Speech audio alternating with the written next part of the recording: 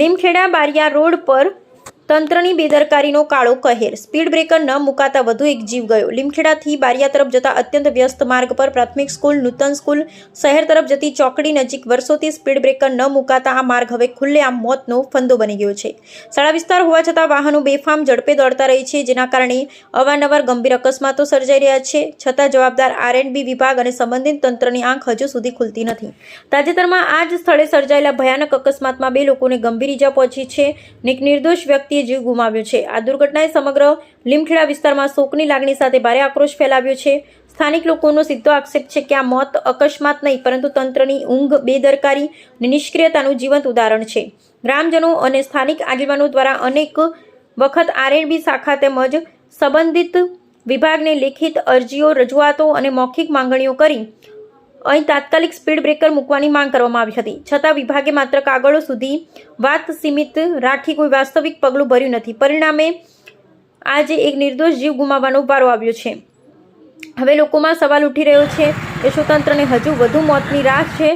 શાળા વિસ્તાર અને વ્યસ્ત ચોકડી જેવા અતિ સંવેદનશીલ સ્થળે પણ સુરક્ષા વ્યવસ્થા ન ઊભી કરવી, સીધી જવાબદારીથી ભાગવું કહેવાય. જો હવે પણ તાત્કાલિક સ્પીડ બ્રેકર, ચેતવણી બોર્ડ, ટ્રાફિક નિયંત્રણની વ્યવસ્થા નહીં થાય તો આવનારા દિવસોમાં વધુ નિર્દોષ લોકોના જીવ જશે, જેના માટે સંપૂર્ણ જવાબદારી સંબંધિત વિભાગની રહેશે. પ્રશ્ન માત્ર એક જ છે, હજુ કેટલા લોકોના જીવ જશે પછી તંત્ર જાગશે? પબ્લિક ઇન્ડિયા ન્યૂઝ, જસુભાઈ ગણાવા અને અમે સત્યની સાથે. દિનેશભાઈ બળવંતભાઈ કોળી, હું સામાજિક કાર્યકર્તા છું, સ્થાનિક પાલી ગામનો વતની છું. આજે પાલી ગ્રામ પંચાયત દ્વારા એક લેટર પેડ વતી માંગ કરી હતી કે આ જે રસ્તો છે નૂતન માધ્યમિક શાળા તરફ જાય છે ને અહીંયાથી દેવગઢ બારિયા તરફ જાય છે.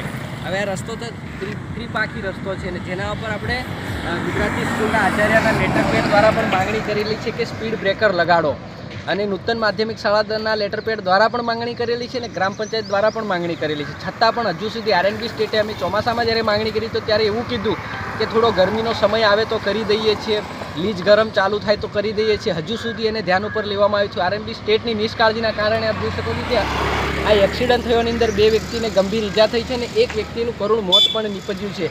આ નિષ્કાળજી કોની છે? આટલા બધા લેટર પેડ છતાં અહીંયા ગુજરાતી સ્કૂલ છે, એકવાર બાળકને પણ એક બાઇક અથડાઈ હતી, છતાં પણ આ તંત્રએ આ બાબતે ધ્યાન ઉપર લીધું નથી. R&B સ્ટેટની વારંવાર નિષ્કાળજી છે. રજૂઆત ગ્રામ પંચાયતના દ્વારા, ગ્રામ પંચાયતના નાગરિકો દ્વારા, બધા દ્વારા કરવામાં આવી છે, છતાં પણ હજુ સુધી આ માંગ પૂરી નથી કરી. હું કહેવા માગું છું તંત્રને, વહેલી તકે આ કાર્યને પૂર્ણ કરવામાં આવે, સ્પીડ બ્રેકર લગાવવામાં આવે. જો સ્પીડ બ્રેકર ના લગાવશો ને તો અમે જાતે સ્પીડ બ્રેકર લગાવીશું, ગ્રામજનો દ્વારા સ્પીડ બ્રેકર લગાવીશું, અને ત્યારે કોઈ પણ તકલીફ ઊભી કરશે તંત્ર તો અમે એમની સામે થતાં પણ વાર કરીશું નહીં.